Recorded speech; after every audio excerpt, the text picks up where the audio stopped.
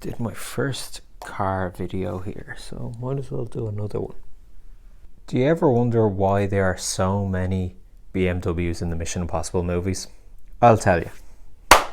Before we get started, comment below what your favourite Bond car is and hit that like button. So does anyone remember that period of time where Bond drove a BMW? From 1995 to 1999, Bond drove BMWs.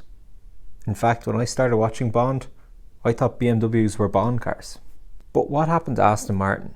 How come Bond traded in his classic British brand for the German car maker? Now, we know he drove a Lotus with the Roger Moore films, but Bond had returned to Aston in The Living Daylights. The brand relationship was still there. Well, until those legal issues arose and the Bond series had to go on a pause. So after License to Kill, when Bond came back, Aston Martin actually opted out of being in the latest film, Goldeneye. According to director Martin Campbell, they decided against it. And this wasn't unique for the time. People didn't think Goldeneye would work. They thought Bond was out of date in the 90s. And Aston Martin, being a company that's always been plagued with financial issues, probably wanted to play it safe and not hand over a series of expensive cars. Just to give you an example, in 1992, Aston Martin built less than 50 cars. That's how in trouble they were. However, when they were building things that looked like this, only 42 cars that year was probably doing us a favour. So Aston Martin and Bond parted ways, and BMW saw an opportunity. They signed on for a 3-picture deal. The car company had never done something like this before. In a different area but all connected, Lindsay Hemming, the costume designer, said this about dressing Brosnan to be a 90s Bond. Really, the idea at the beginning of Goldeneye, with Pierce Brosnan being the new Bond, was to try to think how to reinvent Bond for what was the 90s then, the late 90s. As a more modern Bond, I wanted him to look like he could go to Europe, spy industrially. So I didn't want him to look like an English gentleman or a military person. I wanted him just to look beautifully turned out. And with that image of a corporate cover for Bond, BMW makes perfect sense, especially the 7 Series. So now that we know what happened to Aston Martin, let's talk about the cars. BMW Z3 deal was struck late in the day, and according to Martin Campbell, this meant they actually didn't have time to develop a sequence for the car. So we get the whole Bond Q scene, where Q even tells Bond there's Stinger missiles behind the lights. However, we never get to see the car in action. 007, first your new car. BMW, agile 5 forward gears, all points radar. Self-destruct system, and naturally, all the usual refinements. Now, this I'm particularly proud of. Behind the headlights, Stinger missiles. Excellent. Just the thing for unwinding after a rough day at the office. Need I remind you, 007, that you have a license to kill, not to break the traffic laws? I wouldn't think of it.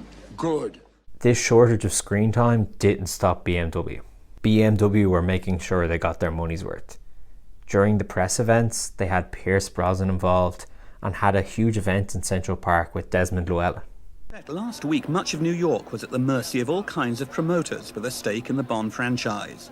A police patrol led an interminable parade of the new Bond cars to the premiere in an effort to get attention for the vehicle. And earlier in the day, part of Central Park had been cordoned off to enable Pierce Brosnan to participate in a BMW publicity stunt. BMW corralled Desmond Llewellyn, and he was made to recreate his role as Q in a Bond-like mini-drama designed to promote the new car. Yeah, I'm sorry, that's wrong. This way. In its review, the New York Times wrote that Goldeneye is as much a merchandising event as it is a wishfully nostalgic movie. It's sort of funny, so much effort for only minutes of screen time. This wouldn't be the case in Tomorrow Never Dies. Whoa, hiya.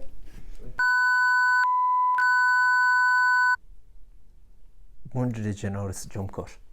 Now, with Tomorrow Never Dies, BMW and the Bond producers wanted to give the car a big show. Remember what I said about Bond's 90s cover?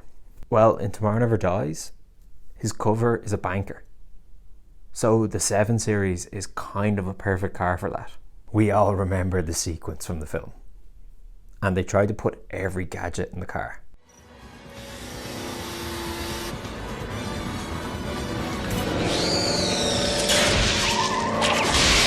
Reminder, unsafe driving will void warranty.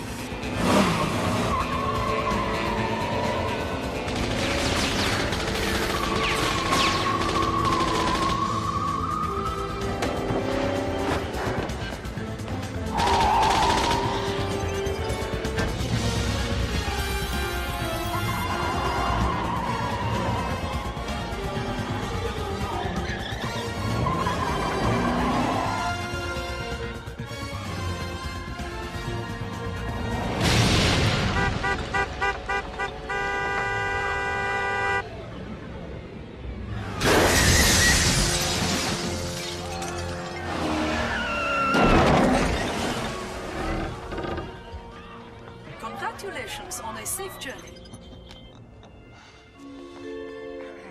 The World Is Not Enough marks the end of the Bond BMW relationship. They used this film to showcase their new Z8 model, which I like and is a nice homage to a classic BMW. Probably my favourite one ever. At the time, I never thought much of the car. But once I saw it in person at the BMW factory in Munich, wow, it was really striking.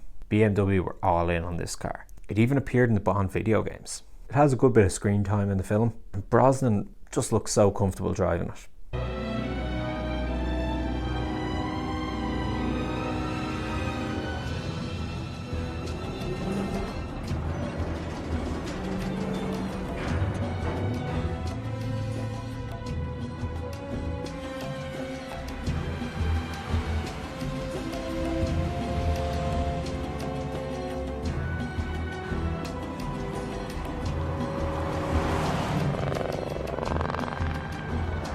After giving us that great big action sequence in the previous film, the producers pulled the rug from under us.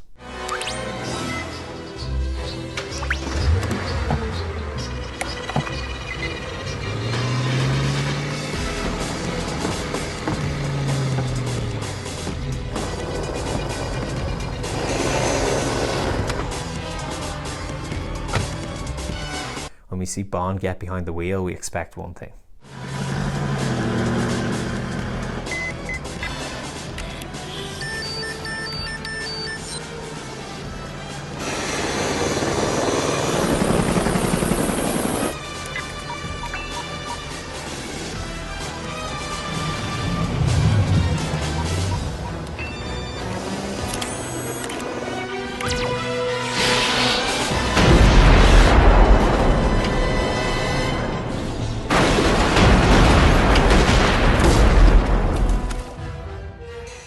But they quickly change things up, subvert that.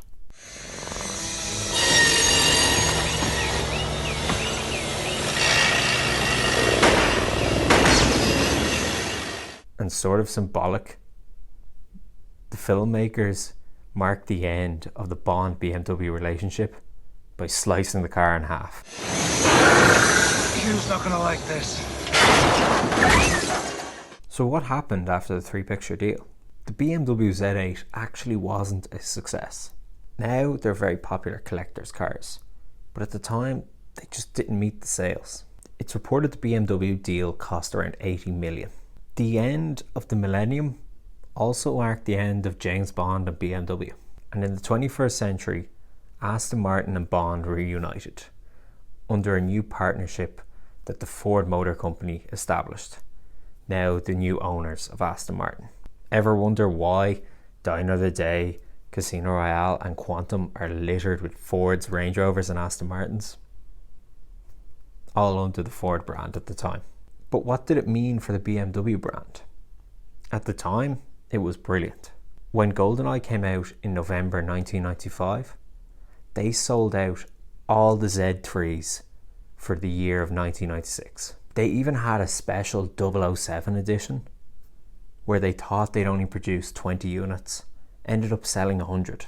This was the first time BMW did an official tie-in with the film, and it was a success. Not only that, some professionals said it was the most successful marketing of that decade. The shock of James Bond not driving an Aston Martin gave BMW hundreds of millions in advertising through every single newspaper covering the story. They put in effort and it absolutely paid off. If you're still wondering was it worth it, Brosnan thinks so. Here he is with the i8. Must have had a good time with them back in the day if he's still a BMW owner. If that Bond relationship didn't work, there's no way we would see an army of Bavarian cars in the Mission Impossible movies today. As I say, it always comes back to Bond. That's it, everyone. My brief summary of the BMW Bond era. If you like this video, shoot the like button. Subscribe too for a Bond video every week. Comment below what is your favourite Bond car or what you want to see him drive in the future. For now, thanks for watching. Bye. Well, let's see how she responds to my touch, eh, Q?